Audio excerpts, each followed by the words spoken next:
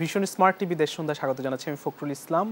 দ্বিতীয় ধাপের উপজেলা নির্বাচন ঘিরে সরগরম স্থানীয় রাজনীতি, নির্বাচন ঘিরে বাড়ছে গৃহ বিবাদ, দ্বন্দ্ব, তৃণমূল নিয়ে অস্বস্তিতে আওয়ামী লীগ বিএনপি, ভোটার বাড়ানোই প্রধান চ্যালেঞ্জ। আমরা এসব বিষয় নিয়ে কথা বলবো। আজকে আমাদের শিরোনাম ঠিক করেছি আবার গৃহ বিবাদ। দ্বিতীয় ধাপের নির্বাচন কিন্তু আগামী 21 তারিখে এবং খুবই নিকটে। স্টুডিওতে আমাদের আলোচনা এবং বিশ্লেষণের জন্য দুজন অতিথি আছেন। মাহমুদ সালাউদ্দিন চৌধুরী, সদস্য অর্থ পরিকল্পনা বিষয়ক উপকমিটি বাংলাদেশ আওয়ামী লীগ, তিনি হয়তো কিছুক্ষণের মধ্যে যোগ দেবেন। আছেন আমাদের সঙ্গে স্টুডিওতে অ্যাডভোকেট রফিক শিকদার, সদস্য জাতীয় নির্বাহী কমিটি বিএনপি। আপনাকে স্বাগত জানাচ্ছি। আমরা সরাসরি আলোচনায় ফিরতে চাই। আমরা আসলে প্রথম ধাপের যে নির্বাচন, সেই নির্বাচন তো আমরা নিশ্চয়ই আপনিও দেখেছেন যে 36.10% ভোটের হার, যেটি আসলে গত 10 বছর বা 15 বছরে সর্বনিম্ন বলা যায়। যে আমরা যদি 2009 সালের পরিসংখ্যান বলি 68.32% এবং 2014 সালে 61, 2019 সালে 40.22, 2024 সালে এসে এই পরিণতিটা আসলে কেন, ভোটারের এত আকাল কেন শুরু হয়েছে বলে কি মনে করেন? ধন্যবাদ আপনাকে, ধন্যবাদ যিনি আসবেন এবং যারা সেটের সামনে বসে আছেন সবাইকে আমি শুভেচ্ছা জানাচ্ছি। শুভ সন্ধ্যা। দেশ টিভিতে আজকে যে আলোচ্য সূচিগুলো আপনি এনেছেন এগুলো অত্যন্ত সময়ের প্রয়োজনীয় ঘটনা এবং অত্যন্ত গুরুত্বপূর্ণ। বাংলাদেশের মানুষ দেশপ্রেমিক, গণতন্ত্রমনা। আমি গণতন্ত্র সূচকে দেখছি যে ক্রমান্বয়ে বাংলাদেশ গণতন্ত্রহীন হয়ে পড়ছে এবং একটি দল যারা 1.5 দশক ধরে ক্ষমতায় আছে তারা গণতন্ত্রকে বিভিন্ন ব্যাখ্যা দিয়ে গণতন্ত্রকে ধ্বংসের মুখোমুখি নিয়ে গেছে। নির্বাচন ব্যবস্থাটা একেবারেই অচল অবস্থা আজকে চলে গেছে। রাজনীতি, নির্বাচন, গণতন্ত্র এগুলো একটার সাথে একটা পরিপূরক। উন্নয়ন সব কিছু, সেখানে উন্নয়নের দুশ্মন হচ্ছে দুর্নীতি, সেখানে দুর্নীতিতে ছয়লাভ হয়ে গেছে। তো ফলে আজকে চতুর্দিকে মারামারি, খুনাখুনি, হানাহানি লেগে আছে।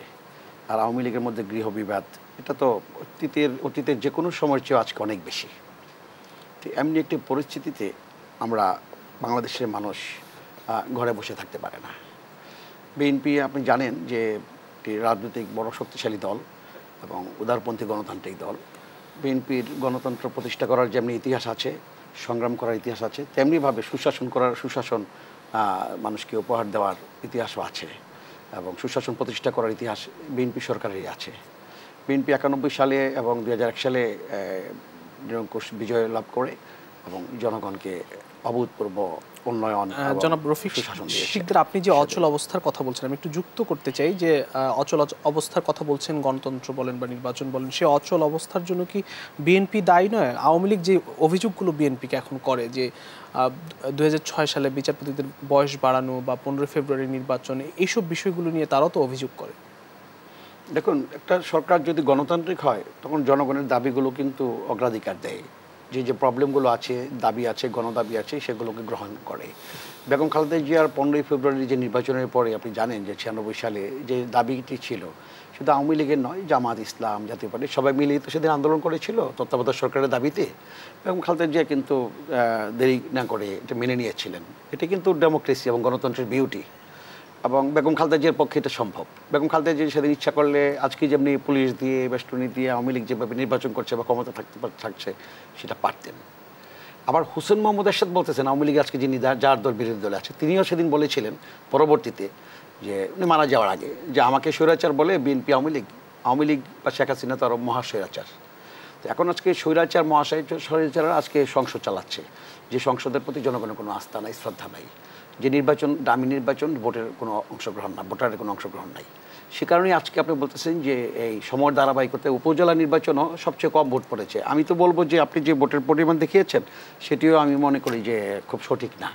আমি আপনার সাথে এই পার্সেন্টেজের সাথে আমি দ্বিমত পোষণ করছি। কারণ সমকাল, তারপরে ঢাকা পোস্ট, যুগান্তর, এগুলো তো আপনি হেডলাইনে যদি দেখেন বলেছে যে 3 ঘন্টায়ও একটা ভোটার যায় নাই। তারপরে ঢাকা পোস্টে বলেছে যে সাংবাদিকরা যখন ক্যামেরা নিয়ে গেছে বুথ থেকে দৌড়াদৌড়ি করে যে আমরা আপনার লাইনে এসে দাঁড়ান, বুথে থাকার দরকার নেই, এখন সাংবাদিকরা ছবি তুলতে আসছে। মানে ভোটার নাই, কেন্দ্রে কোনো ভোটার নাই। তো সেখানে তো আমি মনে করি যে 2%, 3% ভোট পড়ছে কিনা সন্দেহ আছে। আওয়ামী লীগ কিন্তু দলীয় প্রতীক থেকে সরে গেছে যে ভোটাররা যেন অংশগ্রহণ করে, কিন্তু মানুষের আজকে ভোটের প্রতি কোনো আগ্রহ নাই।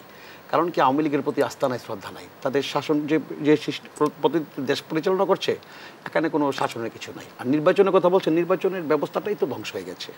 নির্বাচন তো একটা উৎসব, আনন্দময়, অংশগ্রহণমূলক, সেখানে সেই ব্যবস্থাটা আজকে নাই বলে আপনাদের তো 7 জন নির্বাচিত হয়েছে, আপনাদের এই উপজেলা 7 জন নির্বাচিত হয়েছে। এটা নির্বাচনও না, এটা গেছে কারা কারা আমাদের শুনে, আমাদের বিএনপি একেবারে কেন্দ্রীয় পর্যায়ের কিংবা ডিস্ট্রিক্ট প্রেসিডেন্ট সেক্রেটারি এরকম লেভেলে কেউ যায় না। অনেক বড় দল তো, দীর্ঘদিন যাবৎ আমরা নির্বাচনে যাই না, সেটা সত্য। আমরা তারপরে তাদেরকে বলেছি তোমরা নির্বাচনে কেউ যেও না, যায় নাই।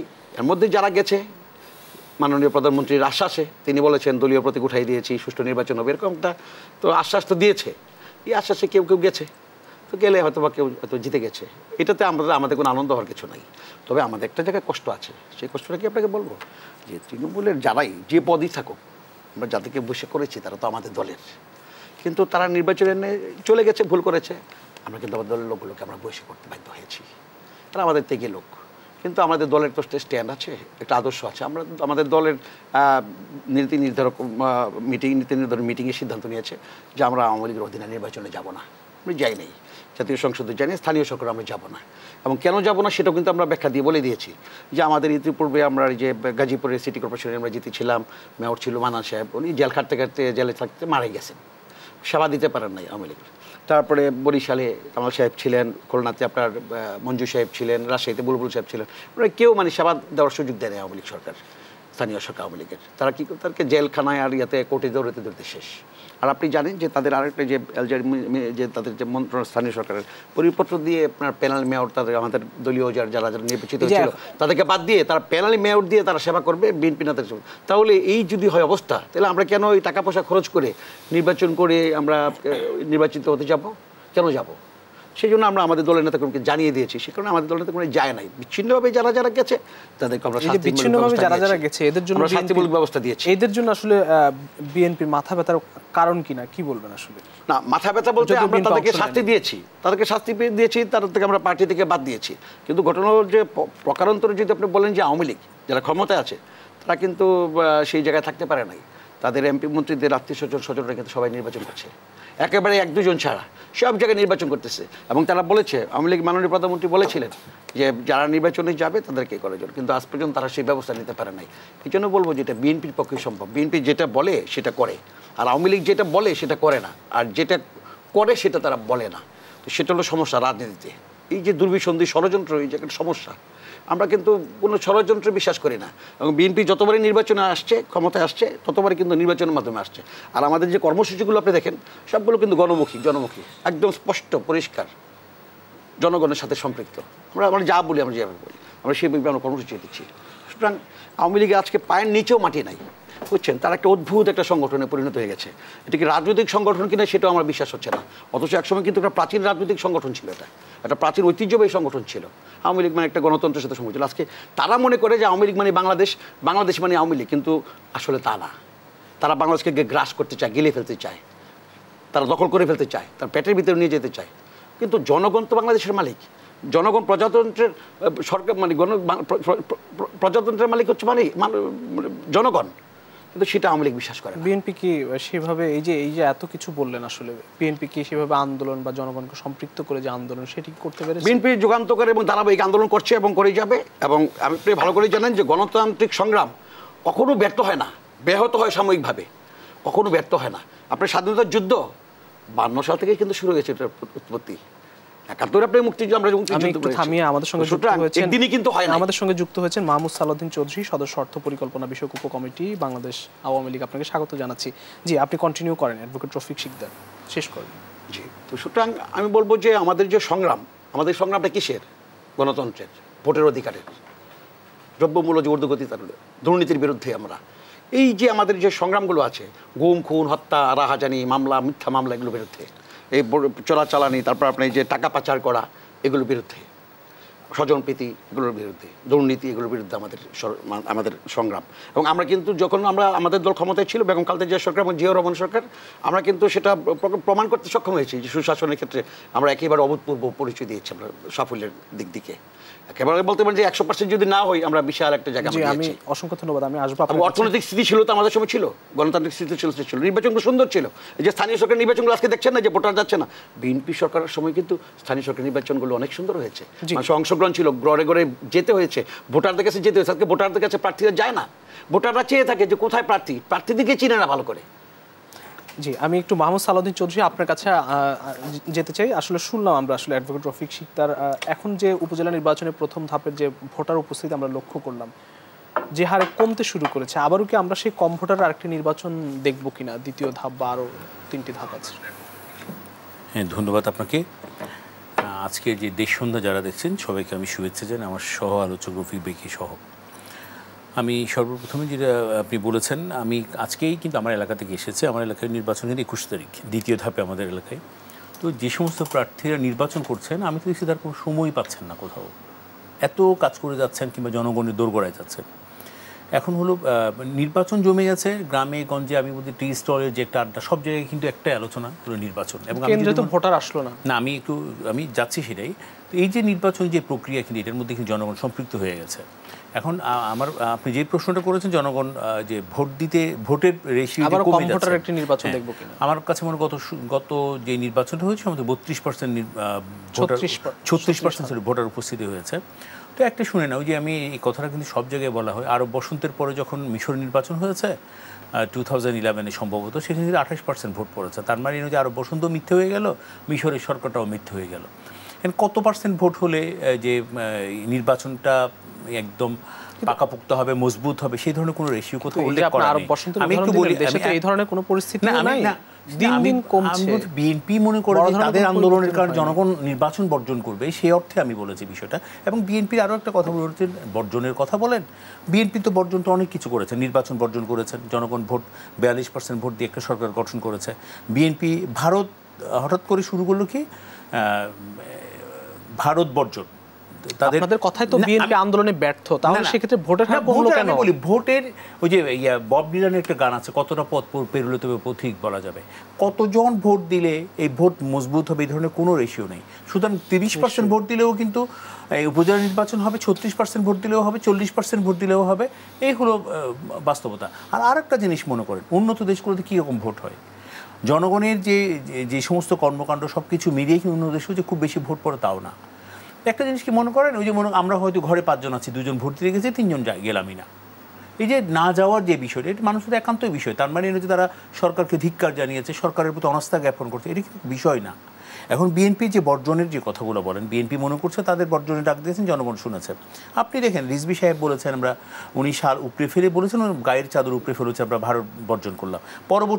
পরের কয়েকদিন পরেই তারা বলছে এই ধরনের কোনো কর্মসূচি আমরা কিন্তু হাতে নিইনি। পাশাপাশি আমি দেখি তার জনগণকে বলেছেন আপনি ইলেকট্রিক বিল দিবেন না, গ্যাস বিল দিবেন না, পানির বিল দিবেন না, মোটামুটিভাবে তারা আহ্বান জানিয়েছেন ন্যাশনাল ইলেকশন আগে আমরা দেখলাম। পাশাপাশি দেখেন বিএনপির সব নেতা কর্মী তাদের ইলেকট্রিক বিল, গ্যাস বিল, পানির বিল দিয়ে সমস্ত কিছু কিন্তু সঠিক লিখেছেন। আপনি যে ভোটের হার বললেন 5%, 10% হইলেও আসলে যে ভোট হবে না, কতটা গ্রহণযোগ্য হয় আসলে? কেন গ্রহণযোগ্য হবে না? জনগণ তো ফেলে দেয়নি, জনগণ গ্রহণ করেছে। উপজেলা চেয়ারম্যান তো তার অঞ্চল, তার এলাকায় যে শপথ নিয়ে যে এলাকায় যে কাজকর্ম করা হচ্ছে তার উপর অর্পিত দায়িত্ব সেগুলো তো পালন করছেন।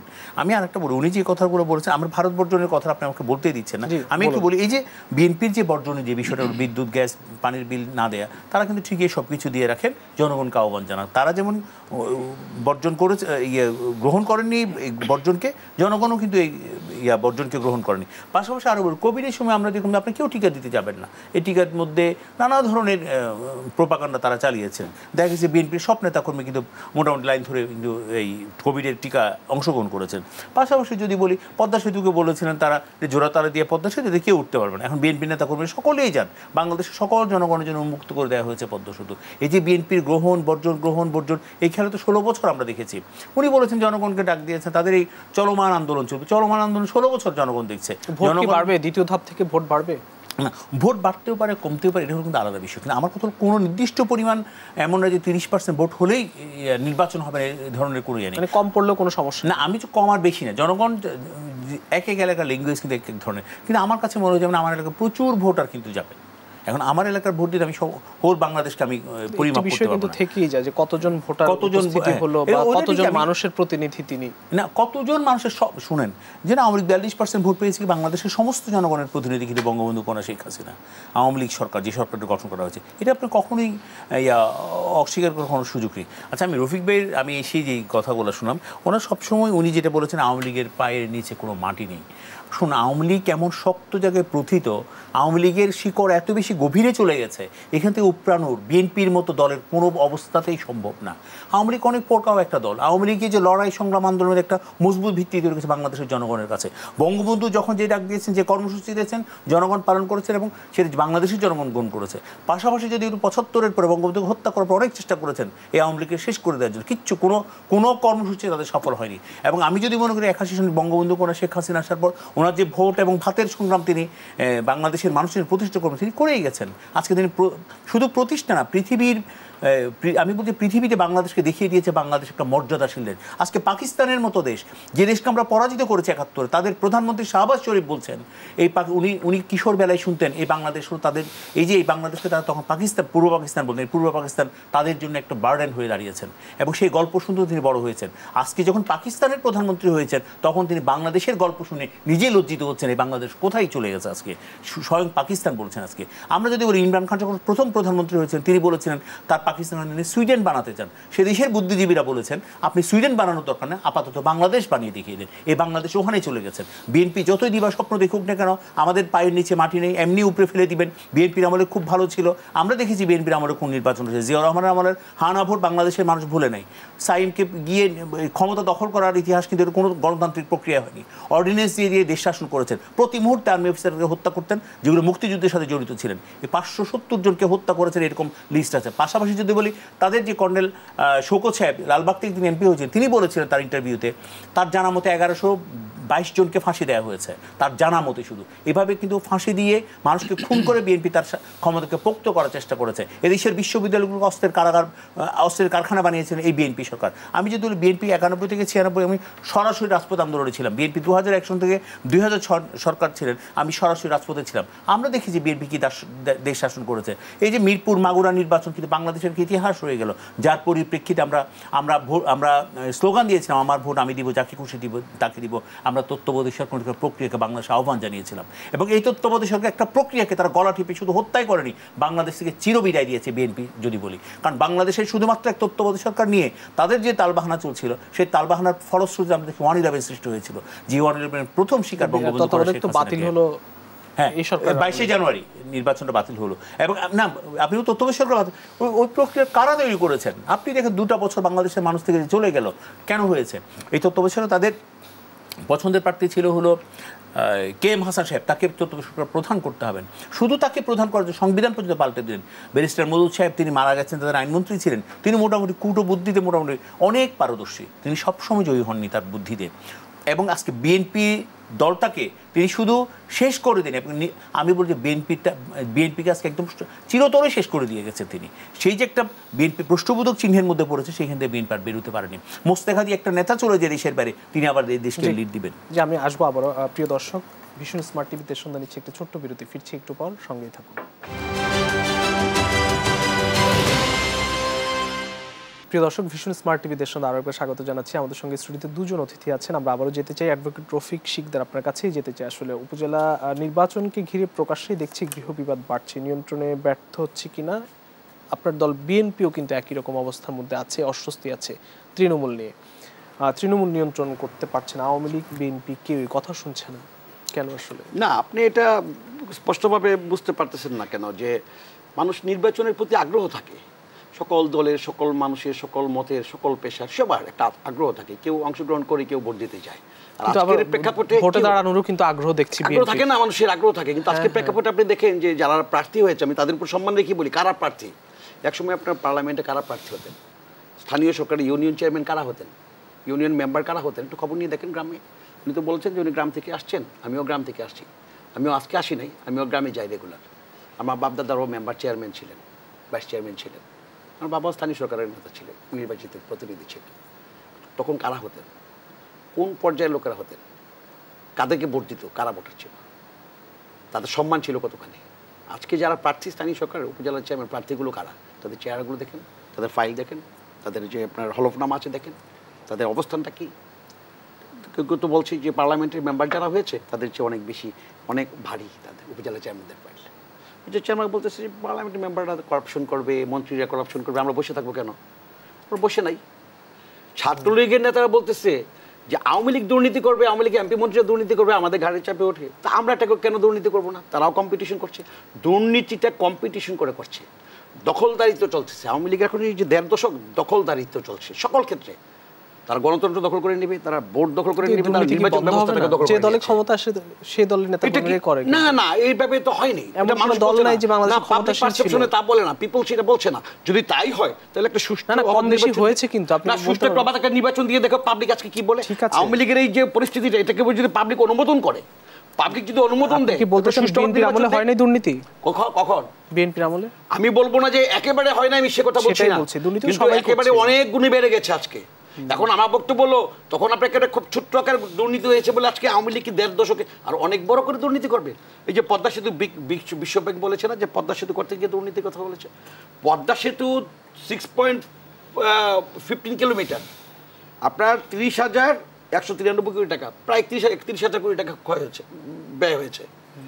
প্রতিবেশী রাষ্ট্র ভারতে ভূপেন হাজারিকা আপনার এই যে এই লোহিত ব্রহ্মপুত্রের যে লোহিত আপনার নদী আছে এটার উপরে হয়েছে দীর্ঘতম সেতু, সেটার দীর্ঘ হচ্ছে 9.15 কিলোমিটার। কিন্তু এখন নতুন দুর্নীতি কি বন্ধ হবে কিনা শুনেন না, তাহলে 6.15 কিলোমিটার পদ্মা সেতু আপনার 31,000 কোটি টাকা খরচ হলো, আর 9.15 কিলোমিটার ভারতের ভূপেন হাজারিকা সেতু তাদের খরচ হলো 1,000 কোটি। আমার কথা হচ্ছে আপনার কথা ঠিক আছে, কিন্তু এখন বলেন এখন এই দুর্নীতি বন্ধ হবে কিনা? বিএনপি ক্ষমতা আসলে কি দুর্নীতি বন্ধ হবে? অবশ্যই বিএনপি প্রমাণ করেছে, বিএনপি আসলে দুর্নীতি বন্ধ হবে, গণতন্ত্র প্রতিষ্ঠা পাবে, মানুষের মতামত ব্যক্ত করার সুযোগ পাবে। দুর্নীতি বন্ধ হয়েছিল তখন?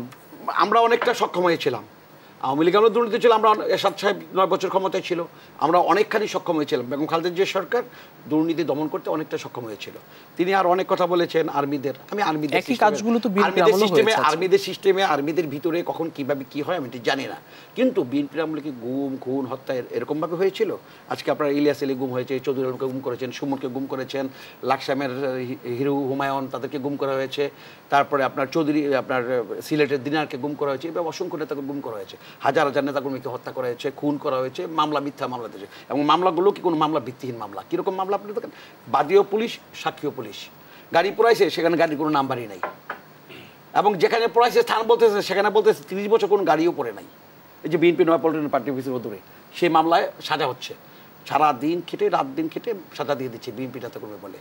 এখন আমার কথাটা হলো যে এই যে আওয়ামী লীগ এই যে কোর্টের উপরে, গণতন্ত্রের উপরে, ভোটের উপরে যেভাবে দখল করছে, এমনকি দখল করতে করতে আপনি দেখেন আজকে যে পরিবেশ নষ্ট হয়ে যাচ্ছে না, আমি একটু অন্যদিকে যেতে চাচ্ছি না, নদীগুলো দখল হয়ে গেছে, গাছ কেটে ফেলেছে, গাছ দখল করেছে, বন্ধ করে ফেলেছে। উপজেলা নির্বাচন তো বিএনপির মাথা ব্যথার কারণ হয়ে দাঁড়িয়েছে, বিএনপি ঘোষণা দিয়েছে নির্বাচনে যাবে না। না মাথা ব্যথা না, উপজেলাটাই থাকে কিনা আমি ভাবতেছি যে উপজেলা যে পরিষদ, উপজেলাটা এরশাদ সাহেবের দেওয়া, তো এরশাদ সাহেবের দল তো আজকে শেষ নিশ্চিহ্ন হয়ে যাওয়ার পথে আছে। আওয়ামী লীগ এরশাদ সাহেবের দলকে গিলে ফেলেছে। উপজেলাটা শেষ পর্যন্ত কি হয় আমি জানি না, কারণ উপজেলার যে আপনার স্থানীয় সরকারের যে ব্যবস্থাটা, সেই ব্যবস্থাটাতেই আওয়ামী লীগ নাই। স্থানীয় সরকারের যার প্রতিনিধি হয় তারা তাদের সেভাবে জনগণকে সেবা দিতে পারছে। তৃণমূল কথা শুনছে না, বিএনপি কি করবে একটু সংক্ষেপে যদি উত্তর দেন। বিএনপি তৃণমূলের যারা নেতাকর্মী আছে তারা কথা শুনতেছে, এবং তারা বিএনপির যদি কথাই না শুনতো তাহলে তো বিএনপির হাজার হাজার প্রার্থী আছে ভাই, 10,000 20,000 প্রার্থী আছে সমগ্র বাংলাদেশে, তো 20,000 প্রার্থী দাঁড়াইতো। আমাদের আজকে বহিষ্কারের আপনার তালিকা দেখতেন 10,000 20,000, কাজে এত বড় দল, এত নেতাকর্মী, আমাদের দলে এত নেতাকর্মী, সেখানে ধরেন যে একটা ইউনিয়ন পর্যায়ের, উপজেলা পর্যায়ের যারা আছে ABCDEF আছে না ক্যাটাগরি বিভিন্ন, একটা জায়গা থেকে দাঁড়িয়েছে, কেউ হয়তো বা পদেও নাই দীর্ঘদিন যাবত, একটা সদস্য ছিল বা সম্পাদক ছিল উপজেলা পর্যায়ে।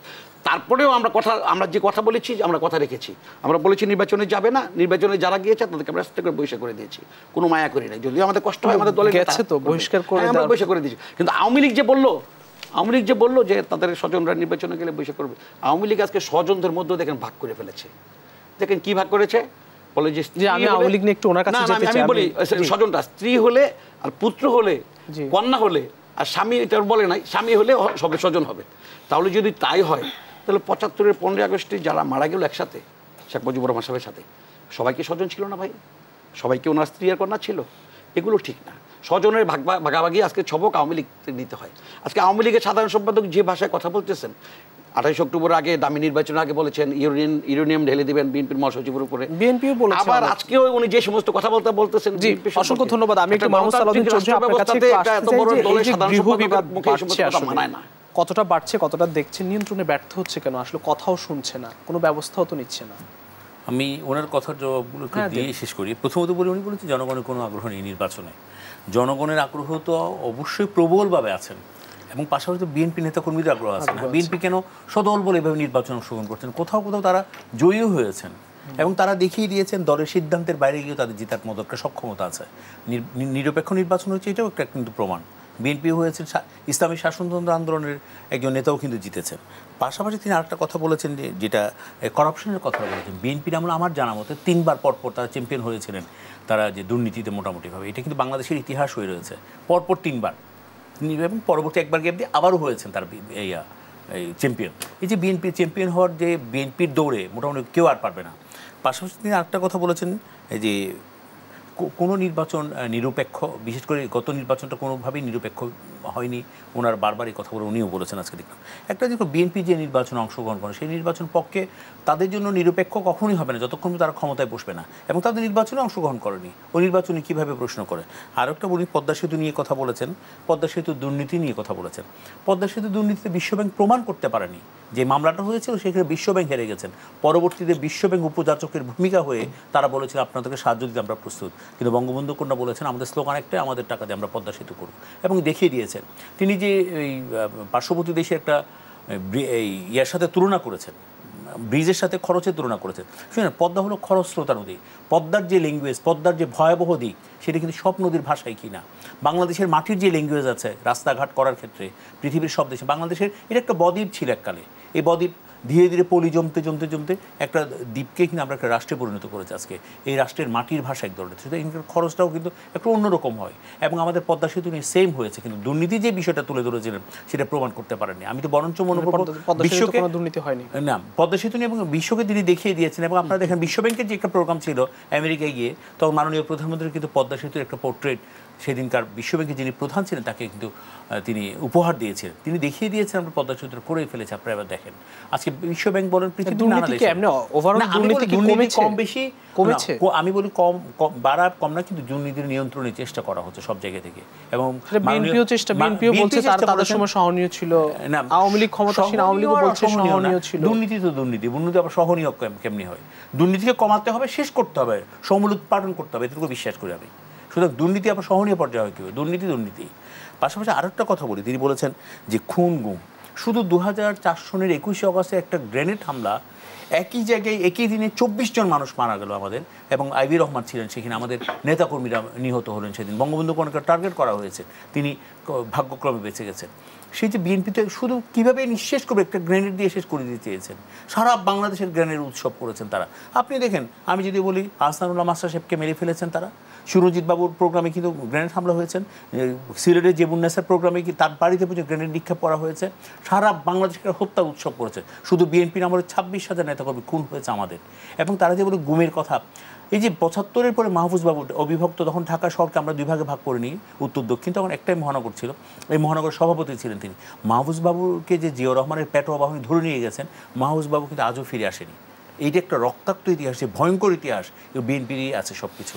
পাশাপাশি তিনি আরেকটা কথা বলেছেন, আমরা গাছ দখল করছি, গণতন্ত্র দখল করছি, গাছ কেটে ফেলছি। শুনেন, বিশেষ করে ঢাকা শহর নিয়ে যে স্মৃতির কথাগুলো, বিশেষ করে মুনতাসির মাহমুদের যে স্মৃতির কথাগুলো আছেন, সেখানে দেখা যায় কি লালমাটিতে প্রচুর গাছ ছিল, ধানমন্ডিতে প্রচুর গাছ ছিল। বিএনপির এবং আর্মি শাসকরা গাছটা পছন্দ করেন না। তারা নগর উন্নয়নের ক্ষেত্রে তারা গাছটাই প্রথমত শত্রু মনে করে, কেন জানি না। এবং সেই যে নিধন শুরু হয়েছিল, সেই নিধন থেকে রক্ষা করে আজকে শুধুমাত্র ঢাকা চট্টগ্রাম মহাসড়কে যান, দেখবেন কি অপার সৌন্দর্য ওখানে বিরাজ করছে। প্রত্যেকটা গাছের যে সৌন্দর্য, পলাশ যখন ফুটে মনে হয় যেন বাংলাদেশে পলাশের উৎসব হচ্ছে। এখন কেশি একটা নতুন ফুল, আমি দেখলাম আজকে, এবং বিভিন্ন জায়গায় ছবিও দেখলাম আজকে। সমস্ত ঢাকা চট্টগ্রাম রোড আজকে মনে হচ্ছে ফুলের উৎসব চলছে। গাছ কিন্তু আওয়ামী লীগ লাগে, পরিবেশ নিয়ে আওয়ামী লীগ ভাবে। এবং আজকে ছাত্রলীগ একটা প্রোগ্রাম নিয়েছে, যেহেতু গরমের কারণে এবং যে উদ্ভূত গরম পরিস্থিতির কারণে ছাত্রলীগ পৃথিবীর সব দেশে এক একজন মানুষের পিছনে কিন্তু 20টা গাছের প্রয়োজন হয়, আমাদের দেশে সম্ভবত আছেন 8টা, এবং সেই জিনিসটা আমরা ফুলফিল করতে চাই। গৃহ বিবাদ কি কমানো সম্ভব হবে? সংক্ষেপে 1 মিনিটের মধ্যে যদি শেষ করেন। কথা বলেছেন, আসলে আওয়ামী লীগ বিশাল ধাপের নির্বাচন এবং গৃহ বিবাদটা দ্বন্দ্ব, আওয়ামী লীগ অনেক বড় একটা দল, বিশাল একটা দল। কমিউনিকেশনের ভাষায় একটা কথা আছে, গ্রুপ যতই বড় হয় ততই কিন্তু কনফ্লিক্ট বাড়তে থাকে। আওয়ামী লীগ বড় একটা, এখানে কনফ্লিক্ট আছে, এটা কিন্তু কেউ কিন্তু অস্বীকার করবো না, কিন্তু এটা আমরা কন্ট্রোল করতে পেরেছি কিনা, দলের ডিসিপ্লিন কিন্তু রক্ষা করতে পেরেছি কিনা, এটাই হলো মূল একটা কথা। শুধু সেই ক্ষেত্রে কিন্তু আওয়ামী লীগ সফল হয়েছে। আর স্বজনের যে কথাটা তিনি ব্যাখ্যা দিয়েছেন, সফল হয়েছে, অবশ্যই সফল হয়েছে। মানে আমরা যেভাবে হোক, আমরা আমাদের প্রার্থীগুলোর মধ্যে কোনো ধরনের সহিংসতা ছাড়া নির্বাচনকে আমরা অতিক্রম করেছি প্রথম ধাপে। এখন দ্বিতীয় ধাপ 21 তারিখ। কিছু জায়গায় সহিংস ছিল না, সহিংস মানে আমি শুনেন, টুকটাক ঘটনা কিন্তু সব জায়গায় ঘটে। আমেরিকার মতো শান্তিবাদী একটা দেশেও ঘটে, জাপানের মতো জায়গায় বিএনপি কিন্তু মোটা দাগে নেই, কিন্তু সেক্ষেত্রে এত দ্বন্দ্ব থাকা কিন্তু কথা ছিল। আমি বললাম তো কনফ্লিক্ট, যখন গ্রুপ যখন বড় হয় তখন কনফ্লিক্ট হয়, আমি অস্বীকার করছি না। সেই কনফ্লিক্ট নিজেরাই করছে না, নিজেরা প্রার্থীরা করেছে, নিজেরা আমি বলবো না, প্রার্থীরা করেছে। প্রত্যেকটা প্রার্থীর ফলোয়ার্স আছে, তাদের ফলোয়ার্সরা করেছেন, কিন্তু কোথাও কিন্তু খুব জটিল কোনো পরিস্থিতি তৈরি করতে দেয়নি। কোথাও নির্বাচন বন্ধ হয়নি, কোথাও যেন বন্ধ হওয়ার মতো কোনো পরিস্থিতি তৈরি হয়নি। যেটা ঘটেছে আমরা অবশ্যই চাইবো আগামীবার যেন সেটাও না ঘটে। 21শে মের যে নির্বাচন। আমি আবারও আসবো আপনার কাছে, একটি বিরতি নিতে হবে। প্রিয় দর্শক, ভীষণ স্মার্ট টিভি দেশ সন্ধ্যা নিচ্ছে আরেকটি বিরতি, ফিরছি একটু পর, সঙ্গেই থাকুন।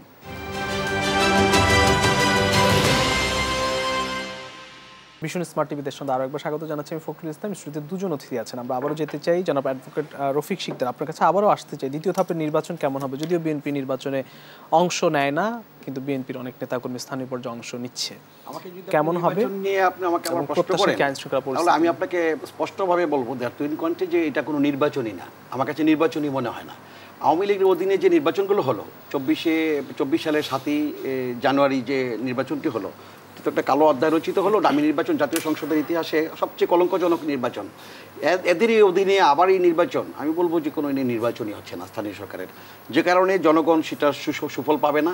আর আপনি খুব ভালো করেই জানেন যে স্থানীয় সরকারের যে উপজেলা পরিষদ, উপজেলা প্রশাসন, সেটা উপজেলা চেয়ারম্যানদের প্রতিনিধিদের ক্ষমতা খুবই কম, সেখানে পার্লামেন্টের মেম্বারের ক্ষমতা বেশি, সেখানে তাকে উপদেষ্টা করে রাখা হয়েছে, আর প্রশাসন আছে সেখানে স্থানীয় প্রতিনিধিদের সুযোগ সুবিধা খুবই কম। একটা সিন্ডিকেট আছে, আওয়ামী লীগের আত্মীয় স্বজনরা আছে, তো তারাই তো ঘুরে ফিরে নির্বাচনটা করছে। যদিও বলে যে স্বজন করা যাবে না, স্বজন না করলেও একেবারে কুজন তো নির্বাচন করছে না, আপনজনরাই নির্বাচন করছে। দলের লোকজন যারা তো আপনজনই তো, স্বজন তো নির্বাচন করছে, তাদের একটা সিন্ডিকেট আছে। ওই অনুযায়ী তারা করাপশন যদি করতে চায়, তাহলে করাপশনটা তো একই মতের একই গ্রুপের না হইলে হয় না। তো সেই অনুযায়ী তারা কেউ কাউকে ছাড়ছে না। কিন্তু প্রধানমন্ত্রী বলতে চেয়েছিলেন হয়তো বা যে নির্বাচনে অংশগ্রহণ করার জন্য, কিংবা তাদের যে সিন্ডিকেট আছে সিন্ডিকেটটা ভাঙার জন্য। কারণ প্রধানমন্ত্রী তো খুব ভালো করে জানেন যে 1.5 দশকে আওয়ামী লীগের বিশাল সিন্ডিকেট গড়ে উঠেছে, একদম তৃণমূল পর্যন্ত থেকে কেন্দ্র পর্যন্ত। সে কারণে তিনি বলেছিলেন যে স্বজনরা নির্বাচনে যেতে পারবে না। এটা যদিও সাংবিধানিক না, সংবিধানের সাথে গঠনতন্ত্রের সাথে সংবিধানের সাথে সাংঘর্ষিক, তারপরেও তিনি কিন্তু বলেছেন। বললেও কিন্তু ওনার প্রধানমন্ত্রীর কথা কিন্তু শুনছেন না, আওয়ামী লীগের এমপি মন্ত্রীরা কেউ শুনছেন না। এবং আমি কোথাও শুনেছি যে আওয়ামী লীগের যে শাহজাহান সাহেব ওবায়দুল কাদের সাহেবের সাথে হট্টকি করেছেন। তো এইগুলো হচ্ছে আর কি। আজকে দেখেন আমি আরেকটা কথা বলি, আপনি নিজে প্রশ্ন করে, আমি সালাউদ্দিন ভাইকে করবো না, সালাউদ্দিন ভাইটার উত্তর উনি দেবে না, আপনাকে আমি জানি, জিজ্ঞেস করি যে আজকে বিএনপির যিনি সাধারণ সম্পাদক আছেন, মহাসচিব আছেন মির্জা ফখরুল ইসলাম আলমগীর, আর আওয়ামী লীগের সাধারণ সম্পাদক আছেন ওবায়দুল কাদের সাহেব, দুজনই ছাত্র রাজনীতি করার লোক। আপনি বলেন তো যে বিএনপির মহাসচিবের বক্তব্যগুলো মানুষ কীভাবে ধারণ করে, আর আওয়ামী লীগের সাধারণ সম্পাদকের বক্তব্যগুলো মানুষ কীভাবে ধারণ করে? একটু বিচার বিশ্লেষণ করেন তো দেখি। মানুষ নিশ্চয়ই বলবে যে বিএনপির মহাসচিব অত্যন্ত সজ্জন এবং সুশিক্ষিত। এখন আমার কথা হলো যে আওয়ামী লীগের সাধারণ সম্পাদক শিক্ষিত না? অবশ্যই শিক্ষিত, কিন্তু কথাবার্তা এরকম কেন হবে? আওয়ামী লীগের সাধারণ সম্পাদকের ভাইও কিন্তু নির্বাচনে গিয়েছিল, কিন্তু নির্বাচন শোনে নাই, আমার সাধারণ সম্পাদকের কথা শোনে নাই, নির্বাচনে তাদের বিধি অনুযায়ী বাদ পড়েছে। আওয়ামী লীগের সাধারণ সম্পাদককে ইদানিং আমি দেখি অনেকে বলে যে ঘড়ি, ওনার ঘড়ি, হাতের ঘড়ি নাকি 29 লাখ টাকা, একটা ঘড়ির দাম 29 লাখ টাকা। এখন শুনি যে গিফট নাকি পায়। তো গিফটে আমাদের বাংলাদেশের এই যে আপনার মন্ত্রীদের আমাদের যে আপনার আইন আছে, ওই অনুযায়ী কিন্তু কত টাকার গিফট পেলে রাষ্ট্রীয় তোষাগারে জমা দিতে হয় সেগুলো কিন্তু কথা আছে, এগুলো কথা উঠে। আপনার আফ্রিকা ইউরোপের অনেক রাষ্ট্রপ্রধানরা কিন্তু গিফট পায়, কিন্তু কত পায় কিন্তু তারা তোষাগারে জমা দিয়ে দেয়, জবাব দিতে আছে। কিন্তু বাংলাদেশের জবাব দিতে নাই। স্বর্ণ পরে, 29 লাখ টাকার ঘড়ি পরে, রোলেক্স ঘড়ি পরে, বলে ওনাদেরকে জিজ্ঞেস করলে আমাদের জবাব দিতে দুর্নীতির আওতা আসে না, এটা সত্য। আওয়ামী লীগের সাধারণ সম্পাদকদের কেউ এখনো জিজ্ঞেস করে নাই সেভাবে। কিন্তু আমার কথাটা হলো যে উপহারই যদি পান এত টাকা তো সাগরে দেওয়ার ব্যবস্থা আছে, সেটা দিচ্ছে না। রেলমন্ত্রী কিন্তু কাজ কিন্তু প্রতিদিন বিএনপিকে বকাঝকা করা নয়। রেলমন্ত্রী, যোগাযোগ মন্ত্রী কাজ কোথায় আপনার রাস্তাগুলো হচ্ছে, অ্যাক্সিডেন্ট হচ্ছে, প্রতিদিন মানুষ মরছে, সেগুলো থেকে নির্বাচন কমিশনের দায়িত্ব আসলে কতটা ঠিক? নির্বাচন কমিশনকে দেখেন, নির্বাচন কমিশনকে সংবিধানে 118 থেকে 126 পর্যন্ত খুব অত্যন্ত শক্তিশালীভাবে ক্ষমতা দেওয়া আছে সংবিধানে, কিন্তু 118 থেকে 126 পর্যন্ত যে ক্ষমতা, এটা কিন্তু নির্বাচন কমিশন এক্সারসাইজ করতে পারে না। কেন পারে না? যখন দলীয় সরকারের অধীনে যখন নির্বাচন হয়, তখন দলের এই যে আপনার প্রশাসন আছে, পুলিশ আছে, প্রশাসন আছে, তাদের অধীনে চলে যায় সব কিছু, সে কারণে তারা পারে না। আর যদি তারা পারতো, নির্বাচন কমিশনের যদি নিজস্ব এখতিয়ার থাকতো, তাহলে হয়তো বা বোঝা যেত। যেমন প্রতিবেশী রাষ্ট্র ভারতে তাদের নির্বাচন কমিশন নির্বাচন করায়, সে কারণে তাদের সেখানে সুষ্ঠু নির্বাচন হয়। তিনি ভারতের কথা বলছেন না, ভারতের প্রতিবেশী রাষ্ট্রের গুলিতে, বিএসএফের গুলিতে আমার ভাইয়ের বুকের রক্ত মাটিতে লাল হচ্ছে। আমার সেই কসবা সীমান্তে কিছুদিন আগেও গুলি করে আমার ভাইকে হত্যা করা হয়েছে। ওনারা কিন্তু নতজানু পররাষ্ট্রনীতির কারণে, ভারতকে তোষণ করার কারণে ওনারা কিন্তু নিশ্চুপ। চাদর পড়িয়েছে। আমরাও বলছি যে ভারতের সুষ্ঠুবাদ নির্বাচন হয়, প্রতিবেশী রাষ্ট্র, আমাদের তো শত্রু না কোনো দেশ, আমাদের পররাষ্ট্রনীতি আছে বিএনপির, বন্ধু রাষ্ট্র, কিন্তু প্রতিবেশী রাষ্ট্র ভারতের তাদের আভ্যন্তরীণ নির্বাচন সুষ্ঠু হবে, তাদের গণতন্ত্র চর্চা হবে। আর আমাদের দেশে গণতন্ত্র চর্চা করতে গেলে, সুষ্ঠু নির্বাচন করতে গেলে প্রতিবন্ধকতা তৈরি করবে তারা, সেখানে আমাদের আপত্তি আছে। সে কারণে আমরা বারবার বলছি। এবং আজকে দেখেন এই যে আপনার এই ভারতের যে পণ্যগুলো আমাদের দেশে আসছে বা ইউরোপের অনেকগুলো দেশে গেছে, সেখানে আজকে প্রশ্ন উঠেছে যে তাদের এই প্রায় 357টা পণ্যের মধ্যে ক্যান্সারের আভাস পাওয়া গেছে। এটা খাদ্য নিরাপত্তার ইয়েতে আসছে, নিউজে চলে আসছে পত্রপত্রিকা। এগুলো আমাদের পরীক্ষা করা দরকার আছে। এটা কারা বলছে? এটা খাদ্য নিরাপত্তা অধিদপ্তর, আপনারা ইয়েতে পাবেন, নিউজে পাবেন। এটা আমাদের কিন্তু ভাবতে হবে, আমাদের পরীক্ষা করে, শুধু ভারত না, আরও যে সমস্ত দেশ থেকে আমাদের দেশে আসছে আমদানি নির্ভর, সেই জিনিসগুলো আমাদের পরীক্ষা নিরীক্ষা করে তারপর আমাদের সেবন করা উচিত। ওষুধ থেকে নিয়ে খাদ্য সামগ্রী যা যা আসে, আটা, রুটি, ময়দা, চিনি, যা যা আছে সব কিছু আমাদের পরীক্ষা করা দরকার আছে। কারণ আমরা গরিব দেশ হতে পারি, কিন্তু আমরা তো অপুষ্টিকর বা ক্যান্সার আক্রান্ত হতে পারি না, সেরকম খাবার খেতে পারি না। সেই জন্য আমাদেরকে ভাবতে হবে। আমরা এটাও ভাবতে চাই যে আমরা বাংলাদেশ যুদ্ধ করে আমরা স্বাধীন হয়েছি, আমাদের এই দেশের মানুষ যুদ্ধ করে স্বাধীনতা অর্জন করেছে, আমরা কিন্তু গণতন্ত্র প্রতিষ্ঠা করেছি।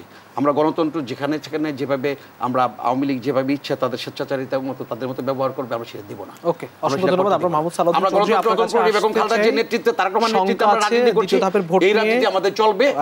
যতক্ষণ পর্যন্ত আমরা ভোটের রাজনীতি, ভোটের অধিকার প্রতিষ্ঠা করতে না পারবো, ততক্ষণ পর্যন্ত আমাদের রাজনীতি চলবে। বিশেষ করে রফিক ভাই যে কথাটা বলেছেন, এটা কোনো নির্বাচনই নাই, নির্বাচন জনগণের আগ্রহ নেই, এটা তো অবশ্যই নির্বাচন, এটা উপজেলা নির্বাচন। আজকে না হয় আমরা আলাপ করছি কেন? সারা বাংলাদেশের সমস্ত ইলেকট্রনিক্স মিডিয়াতে কিন্তু এখানে টক শোর মূল সাবজেক্ট কিন্তু উপজেলা নির্বাচন। আমি যে পত্রপত্রিকা খুলি, মূল সাবজেক্ট কিন্তু উপজেলা নির্বাচন। তিনি যে বলছেন এই যে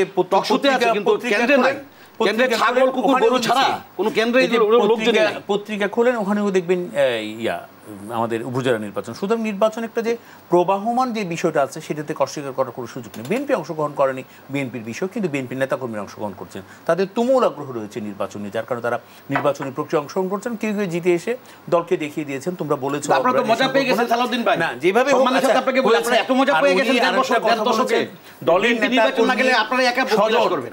দলের নেতাকর্মী স্বজন আর আমরা একা ভোগ করা। বাংলাদেশের 17 কোটি মানুষের দেশ, 17 কোটি মানুষকে ফাঁকি দিয়ে কোনো কিছু করার সুযোগ নেই।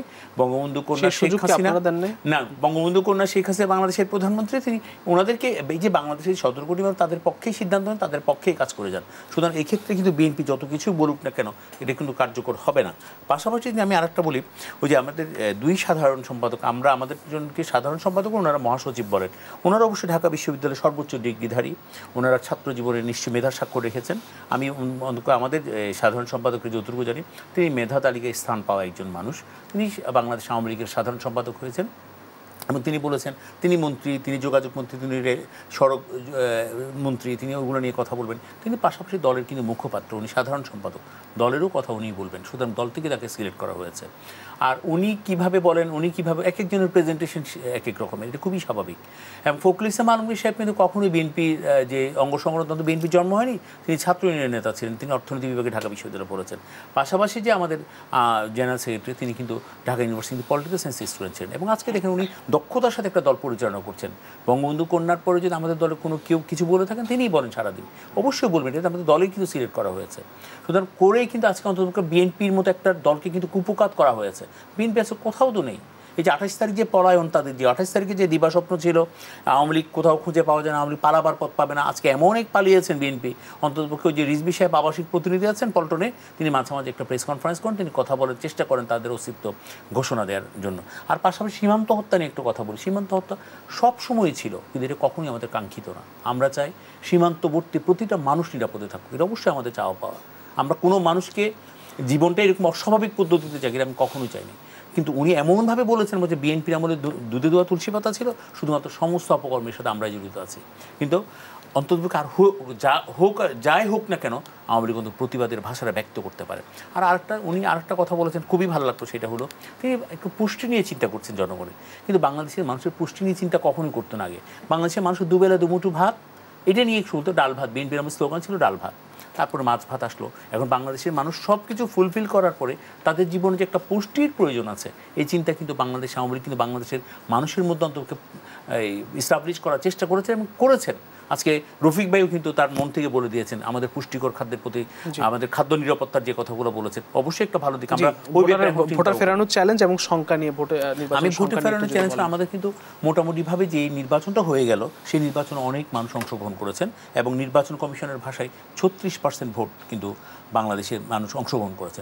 এবং পাশাপাশি আগামীতে যেটা আছে, আমার মনে হয় যেভাবেই হোক কিন্তু হয়তো বা বাড়বে, কমবে বলে আমার মনে হয় না। কারণ আমি আমার এলাকায় যে উৎসাহ উদ্দীপনা দেখলাম, মানুষের যে ব্যাপক আলাপ আলোচনা দেখছি, কিন্তু এটা বাড়বে। আর পাশাপাশি যেটা আরেকটা বলছে উনি, নির্বাচন কমিশনারের যে শক্তি 118 থেকে 126 নম্বর অনুচ্ছেদে তাদেরকে যে ক্ষমতা দেওয়া হয়েছে, সেই ক্ষমতার প্রয়োগ কোথায় করেছেন?